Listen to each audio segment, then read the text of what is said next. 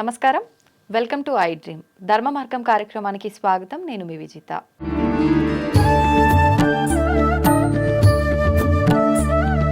ప్రస్తుతం నాతో పాటు ఉన్నారు చిర్రావూరి శ్రీరామ్ శర్మ గారు. వారితో మాట్లాడి మరిన్ని విషయాలు డీటెయిల్గా అడిగి తెలుసుకుందాం.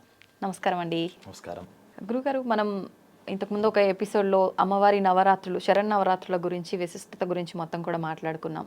అయితే ప్రత్యేకించి ఇప్పుడు ఈ వీడియోలో మనం అమ్మవారిని ఈ 9 రోజులు ఏ రకంగా ఆరాధించాలి, అసలు ఈ 9 రోజుల విశిష్టత ఏంటి, నియమాలు ఎలాంటివి పాటించాలి, విధి విధానాలు ఏ రకంగా ఉండాలో తెలియజేయండి. ఐ డ్రీమ్ ప్రేక్షకులందరికీ కూడా దసరా శుభాకాంక్షలు. మనం ముందర చెప్పుకున్నాం, శక్తి సంపాదన దినాలు. శక్తి ఎవరికి కావాలో వాళ్ళందరూ కూడా సంపాదించడానికి, డబ్బు సంపాదించడానికి రోజులు అలాగైతే సీజన్స్ అని ప్రతి వ్యాపారంలో రంగంలో ఉంటాయి. అలా శక్తి సంపాదించుకోవాలి అనుకునే వాళ్ళందరూ కూడా ఈ ఋతువుల్ని సద్వినియోగం చేసుకోవచ్చు. ఆ చేసుకునే తరుణంలో ఈ ఆరాధనలో కొన్ని నియమాలు చెప్పారు. మనం చూస్తే ఇక్కడ నుంచి క్లైమేట్ లో కూడా మార్పులు వస్తాయి. చలి పెరుగుతూ ఉంటుంది ఇంకా కార్తీక మాసం వచ్చే టైంకి. అందుకని చన్నీటి స్నానాన్ని ప్రధానంగా ఇక్కడ నియమంగా చెప్పారు. అంటే చలికాలంలో చన్నీళ్లు, వేసవి కాలంలో వేడి నీళ్లు కనుక స్నానం చేస్తే శారీరకంగా ఎటువంటి అనారోగ్యాలు ఉండవని ఆయుర్వేదం చెప్తోంది. కానీ మనం రివర్స్ లో చేస్తాం. ఎందుకంటే శరీరం ఒప్పుకోదు. ఏది మంచో అది శరీరం వద్దంటుంది, ఏది అక్కర్లేదో దాన్ని అట్రాక్ట్ చేస్తూ ఉంటుంది. ఆలుగడ్డ చాలా మంది తింటారు ఇష్టంగా, అందరూ తింటారు.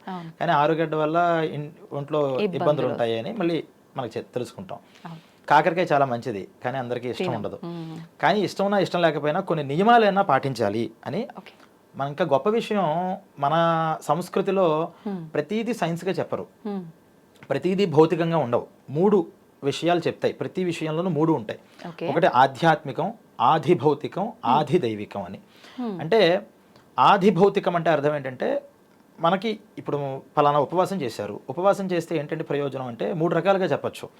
ఉపవాసం చేయడం వల్ల ఏకాదశి 15 డేస్కి ఒకసారి ఫాస్టింగ్ చేస్తే బాడీ అంతా కూడా దాని మెకానిజం అంతా కూడా లైన్లో పెట్టుకుంటుంది, కొంచెం రెస్ట్ ఇవ్వాలి దానికి అని మనం భౌతికంగా చెప్తాం సమాధానం. కానీ ఇలా ఇవ్వడం కోసం ఉపవాసాలు రాలేదు శాస్త్రాల్లో, ఇది కూడా ఒక పార్ట్ దాంట్లో.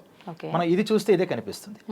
ఆది దైవికం అంటే అర్థం ఏంటంటే, ఫలానా దేవతని ఉద్దేశించి నువ్వు ఉపవాసం కనుక చేసినట్లయితే ఆ దేవత తృప్తి కలుగుతుంది అని చెప్తుంది భౌతికం. ఆధ్యాత్మికత ఏంటంటే, తీసుకునే అన్నంలో చాలా దోషాలు ఉంటాయి. నువ్వు ఏ రోజైతే పూర్తి దేవతాతత్వంతో నువ్వు మెడిటేట్ అవ్వాలనుకుంటున్నావు, ఉపవాసము అంటే ఉపసమీపే వాసః, ఉప అంటే దేవతా సాన్నిధ్యంలో, అంటే ఇంటిమసీ, ఆ దేవతతో మనకు బాగా కుదరాలి అంటే ఒకరోజు ఉపవాసం చేయి. అంటే ఏంటి, మనం కూర్చుని దేవతా విషయాలను ఆలోచించడం, అది మెడిటేషన్ అనుకోండి, పూజ అనుకోండి, జపం అనుకోండి, ఏదో ఒకటి.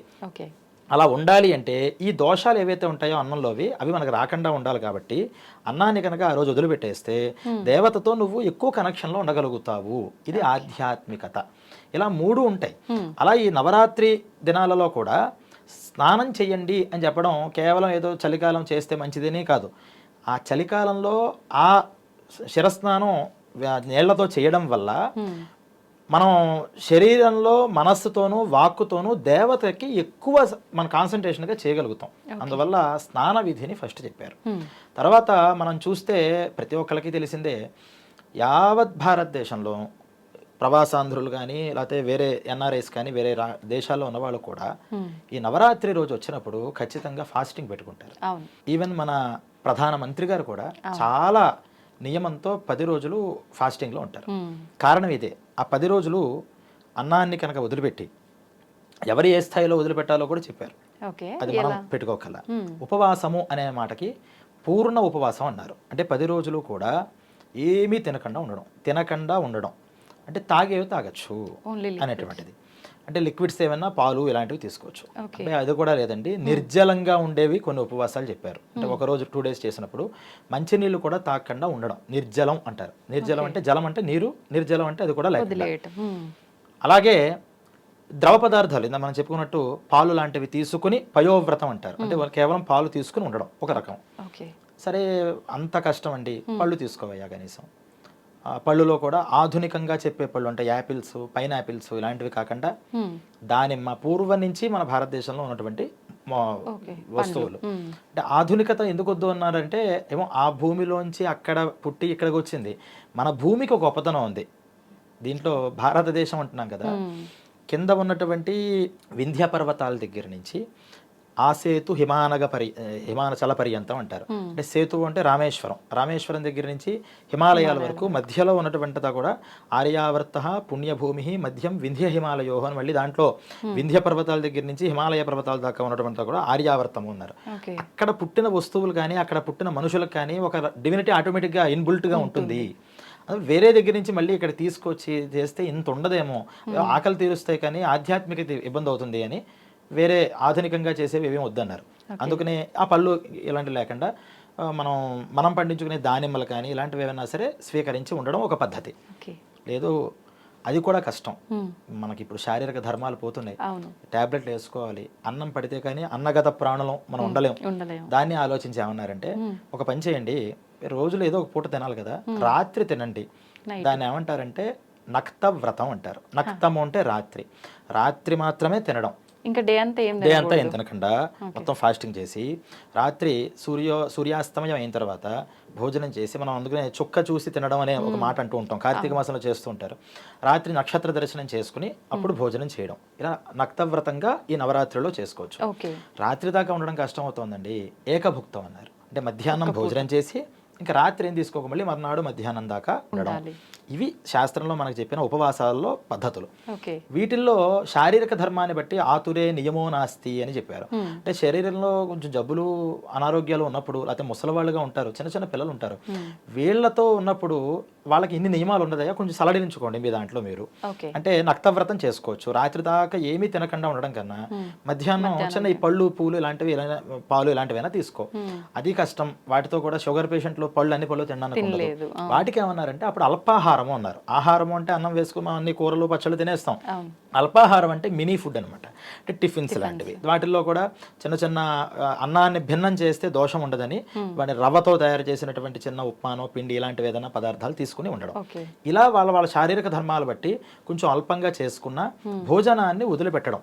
అంటే రొటీన్ లైఫ్లోనే ఆ రోజు కూడా తినేస్తే మనం స్పెషల్గా ఏం చేసినట్టు మన మనస్సు దానికి ప్రిపేర్ అవ్వదు. అందువల్ల ఈ ఉపవాస నియమాలన్నీ కూడా దానికి చెప్పారు. ఫాస్టింగ్ అనేది ఎవరెవరు ఏ శక్తి అనుసారం ఎంత చేయగలిగితే వాళ్ళ బాడీకి వాళ్ళ మనస్సుకి తగిన విధానంగా అంత శక్తి మన దగ్గరికి వస్తుంది. అంటే నవరాత్రి అంటే ఏంటంటే ఇలా మనం చేతులు పట్టి అమ్మవారిని అర్థిస్తున్నాం, నాకు శక్తి ఇవ్వు అని. మనం చెయ్యి ఇంతే ఉంటే అంత శక్తే పడుతుంది. కాదు ఆవిడ బకెట్ ఇద్దాం అనుకుంటుంది, నా చెయ్యి అంత ఉండాలో అంతే పడతాం కదా, దానికి మించి నాకు రాదు కదా. కాబట్టి మనం చేయాల్సింది ఏంటంటే ఈ చెయ్యి వెడల్పు చేసుకునే ప్రాసెస్లు ఇవన్నీ. ఈ నియమాలు ఏం చేస్తాయంటే బకెట్ వాళ్ళు మనకి ఇద్దాం అనుకుంటున్నప్పుడు నేను ఇంకా కడవడు పాత్రను తయారు చేసుకోవాలి మన దగ్గర. ఆవిడ 1 టన్ను ఇద్దాం అనుకుంటే నేను 10 టన్నుల కెపాసిటీ నా దగ్గర తయారు చేసుకోవాలి. ఇలా తయారవ్వాలి అంటే ఈ ఉపవాసం చాలా మెయిన్.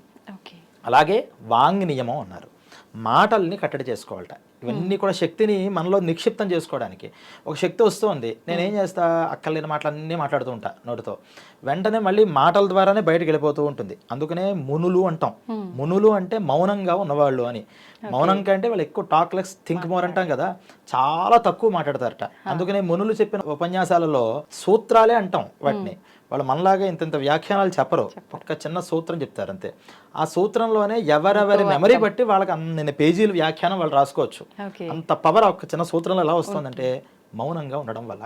అందువల్ల ఈ 10 రోజులు కూడా వీలైనంత మౌనంగా ఉండడం. అంటే పూర్తిగా మౌనంగా ఉంటానని చెప్పి నోరు మాట్లాడకుండా చేతులతో సంజ్ఞలు చెప్పి పేపర్లు రాసేసి పక్క వాళ్ళకి ఇరిటేషన్ తెప్పించి నేను మౌనం అని అందరికీ ప్రకటించుకుంటూ ఇలా కాకుండా అవసరం బాగా ఉంది తప్పదు అంటే చక్కగా మాట్లాడడం, అనవసరమైన ఆలోచనలు తగ్గించుకోవడం. అనవసరమైన మాటలు తగ్గించేస్తే ఆలోచనలు తగ్గిపోతుంటాయి.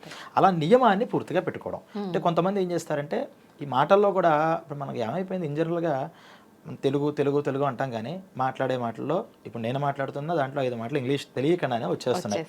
ఈ ఇంగ్లీష్ భాషలు వీటి వల్ల ఆ ప్రభావం అంతా కూడా మనస్సు మీద పడుతుంది అని అసలు తెలుగు భాష వద్దురన్నా నువ్వు సంస్కృతంలో మాట్లాడు అని ఈ 10 రోజులు కూడా సంస్కృతంలోనే మాట్లాడే వాళ్ళు ఉన్నారు. వారు ఈ 10 రోజులు ఇంకా తెలుగు భాష కూడా మాట్లాడరు. ఎందుకంటే మన అదృష్టం ఇంకా సంస్కృతంలోకి ఇంగ్లీష్ ప్రవేశించలేదు. అందువల్ల కేవలం సంస్కృతంలోనే మాట్లాడుతుంటారు. దేవభాష అంటే దేవతలు మాట్లాడిన భాష అనేది.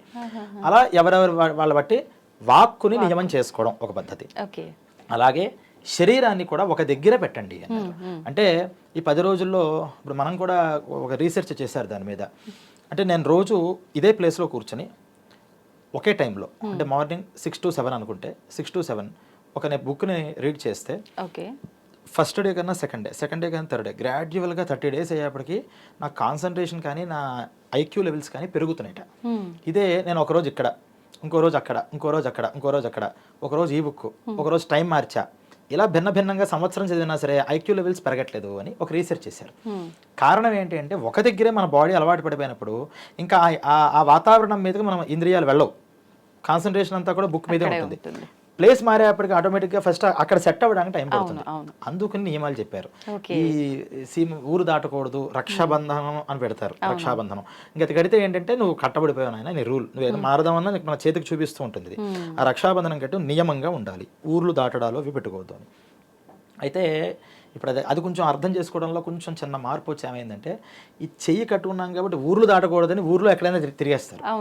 తిరగకుండా తిరుగుడు తగ్గించుకోమని చెప్పారు. ఇప్పుడు మన ఉద్యోగానికి వెళ్తాం, ఉద్యోగం మాత్రమే చేశారండి, అది మన కర్మ, అది మనం చేయాల్సిన మన నిత్య కర్మలు అవి.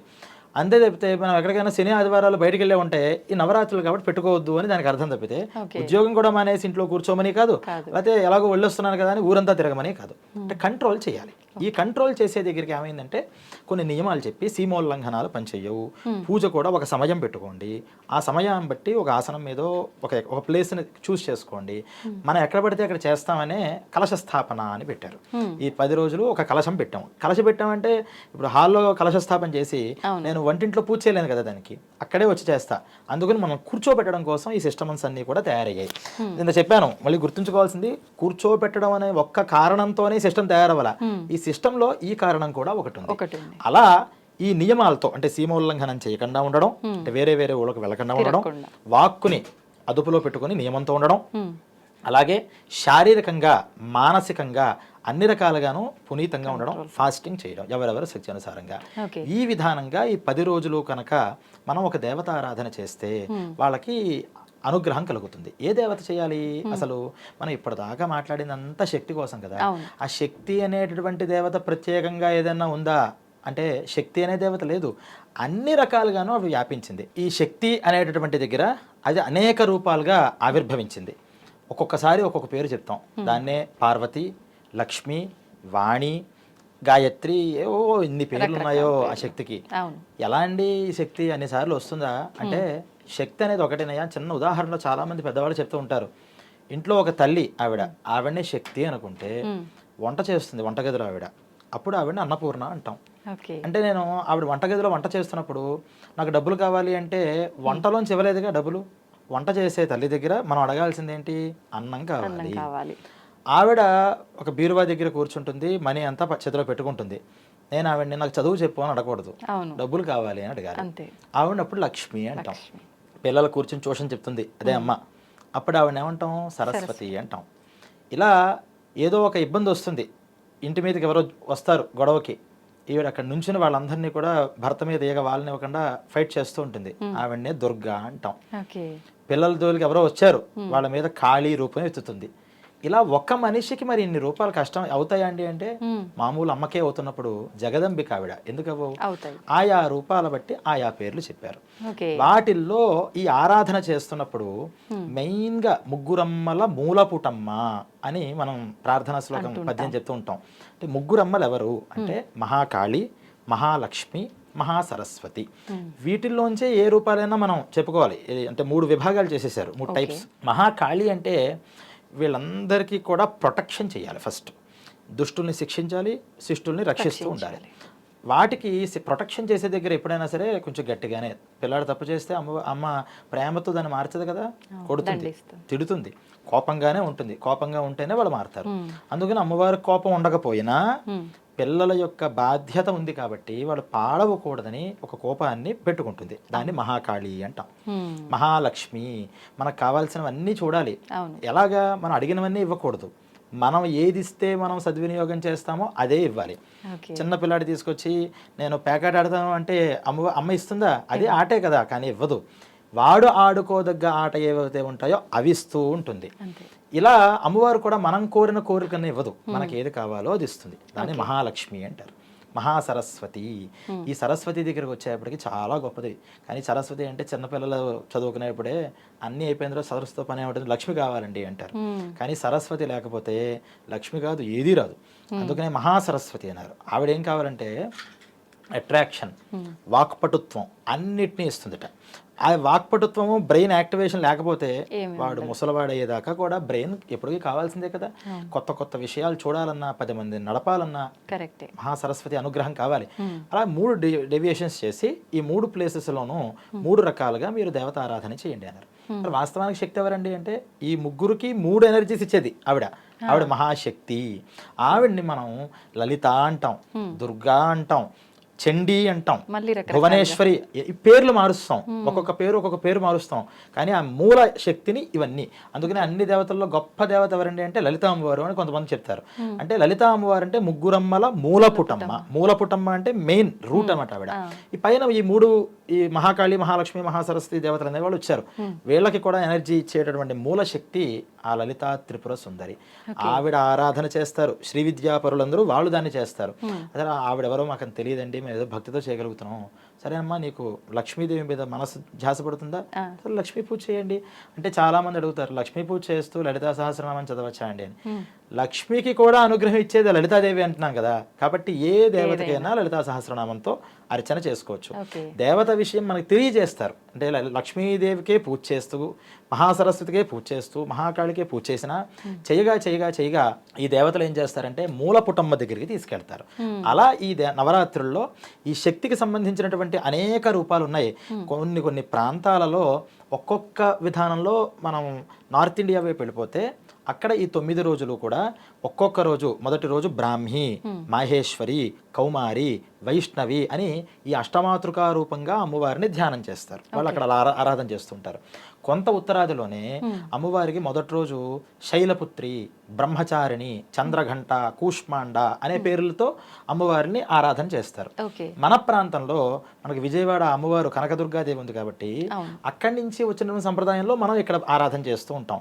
మొదటి రోజు స్వర్ణ కవచ దేవి అని, తర్వాత గాయత్రి, బాల, అన్నపూర్ణ, ఈ రూపాల్లో మనం అమ్మవారిని ఆరాధన చేసుకుని అమ్మవారి యొక్క గుణగణాలు తెలుసుకుంటూ ఉంటాం. గుళ్ళల్లోనూ అక్కడ కూడా ఆయా రూపాలతో ఆ రోజు అలంకరణ చేస్తూ ఉంటారు.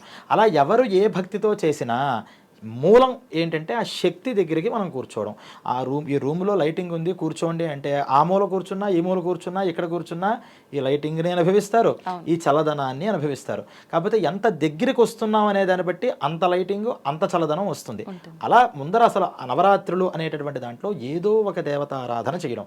మనకి మనస్సుకి పార్వతీదేవి అంటే ఇష్టం, చక్కగా పార్వతీదేవినే పెట్టుకుని భక్తితో శ్రద్ధతో, మనకేం మూలం మనకు తెలియాలి కదా, లలితా సహస్రనామం అనే పెద్ద భండాగారాన్ని ఇచ్చారు. వాటి పేరే లలితా రహస్యనామ స్తోత్రాలు. ఆ రహస్యాన్ని అంతా కూడా మనకి ఇచ్చారు. ఆ రహస్యాన్ని పెట్టుకుని మనం చక్కగా పార్వతీదేవికి చేసుకోవచ్చు, దుర్గాదేవికి చేసుకోవచ్చు, ఎవరెవరికి ఏ ఇష్టం ఉంటే ఆ రోజులు ఈ దేవతారాధనంతా కూడా మనం చేసుకోవచ్చు. నిజంగా అద్భుతం అండి వివరణ మాత్రం. వింటా ఉంటే వినాలనిపిస్తుంది కానీ మనకు వీడియో లెంత్ ఎక్కువైపోతుంది. యాక్చువల్గా ఇప్పుడు శక్తి ఏంటి, అమ్మవారేంటి, అమ్మవారి రూపాలేంటి, ఇలాంటి సందేహాలు ప్రతి ఒక్కరిలో ఉన్నాయి. నిజంగా ఈ వీడియో కనుక వింటే మాత్రం ఆ డౌట్లన్నీ క్లియర్ అయిపోతాయి. మనం మరొక మంచి ఎపిసోడ్లో అమ్మవారి రూపాల గురించి, ఈ నవరాత్రుల్లో ఏ రోజు ఏ రూపంగా అమ్మవారిని కొలుస్తుంటామో, ఆరాధిస్తుంటామో మాట్లాడుకుందాం. ధన్యవాదాలు.